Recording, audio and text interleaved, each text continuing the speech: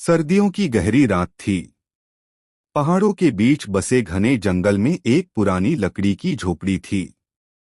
हवा इतनी ठंडी थी कि आग भी कांपती हुई लग रही थी। झोपड़ी के बाहर जलती छोटी सी आग के चारों ओर 5 औरतें बैठी थीं, शालिनी, अंजलि, राधिका, दीपा और दूर अंधेरे में छिपी लक्ष्मी की आत्मा। सीन 1, जंगल की सर्द रात। चारों औरतें आग के पास बैठी थीं। शालिनी ने अपनी शॉल कसकर ओढ़ रखी थी। अंजलि झोपड़ी की तरफ से घबराते हुए रास्ते पर आ रही थी। राधिका बार बार चारों ओर देख रही थी और लक्ष्मी की परछाई पीछे अंधेरे में खड़ी थी, जैसे किसी को इंतजार हो। सीन 2, अंजलि का आना। अंजलि कांपती आवाज में बोली, जंगल बहुत अजीब लग रहा है। बाकी सब चुपचाप उसे देख रही थीं। किसी को भी पता नहीं था कि असली डर अभी शुरू होना था। सीन 3, शालिनी कहानी शुरू करती है। शालिनी ने आग के पास अपना चेहरा थोड़ा झुकाया और बोली, तुम सब जानना चाहती हो कि हम यहाँ क्यों हैं? ये कहानी मेरी नहीं, अंकिता की है। और ये कहानी खत्म नहीं हुई है। बाकी चारों औरतें चौकन्नी होकर सुनने लगीं। Part 1, Ajay Ankita story. Scene 4, Ajay और अंकिता का बड़ा घर। शहर के एक भव्य घर में अजय और अंकिता रहते थे। दोनों के चेहरे पर उदासी थी। उनकी जिंदगी में बस एक ही कमी थी, बच्चा न होना। सीन 5, तांत्रिक की कुटिया। एक दिन वो एक डरावनी कुटिया में पहुंचे।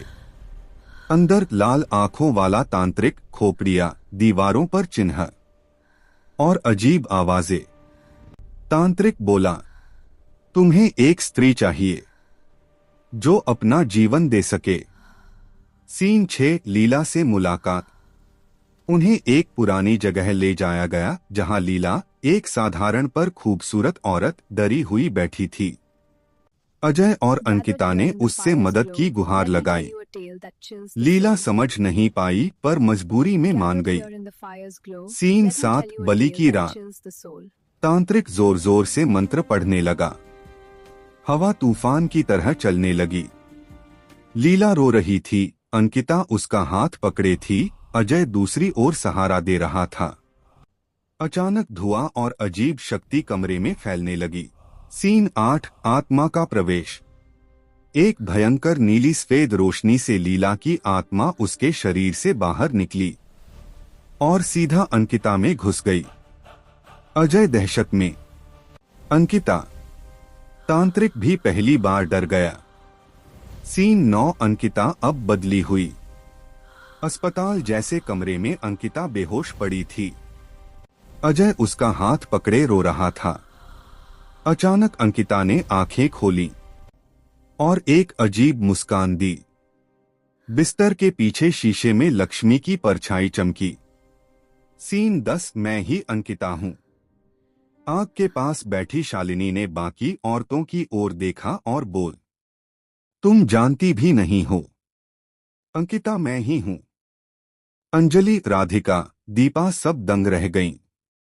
आग की लपटें अचानक तेज हो उठीं। पार्ट 2, दीपा, ट्राइबल कर्स स्टोरी। सीन 11, गांव की शुरुआत। शालिनी कहानी आगे बढ़ाती है। और इसके बाद मैंने दीपा को देखा था। एक ट्राइबल गांव। दीपा गर्भवती और डरी हुई अपने पति के साथ चल रही थी। गांव वाले उसे शक की नजरों से देख रहे थे। सीन 12, दाई अम्मा का सच। एक पुरानी झोपड़ी में दाई अम्मा ने दीपा के पेट पर हाथ रखा और घबराते हुए बोली, ये बच्चा इंसानी नहीं है, इसके साथ छाया बंधी हुई है। दीपा का चेहरा सफेद पड़ गया। सीन 13, श्राप जागना। रात को दीपा सोई थी, तभी उसका कमरा ठंडा हो गया। उसके पेट के पास एक जल चुकी, बाल बिखरे, लाल चमकती आंखों वाली छाया स्त्री खड़ी थी। दीपा चीख भी न पाई। सीन 14 डंक की रस। गांव में रात को रस्म शुरू हुई। ढोल बजने लगे। दीपा कमजोर खड़ी थी। दाई अम्मा ने कहा, आज फैसला होगा कि वो जिंदा रहेगी या छाया जीत जाएगी। सीन 15 चेतावनी। दीपा को एक भयावह सपना आया। छाया स्त्री उसके कान में फुसफुसाई, तुम मेरा बच्चा लिए फिरती हो, उसे मुझे वापस दो। दीपा जड़ हो गई। सीन 16 अंत। एक रात दीपा हवा में उठने लगी। उसका पेट लाल चमक रहा था। वो छाया स्त्री उसकी ऊर्जा खींच रही थी। उसका पति चीख रहा था। दीपा। और कुछ ही पलों में सब खत्म। 8-3 प्रिया मुंबई पोजेशन। सीन 17 शादी का जश्न। मुंबई की चौल में रोशनी, संगीत, भीड़। प्रिया की शादी हो रही थी।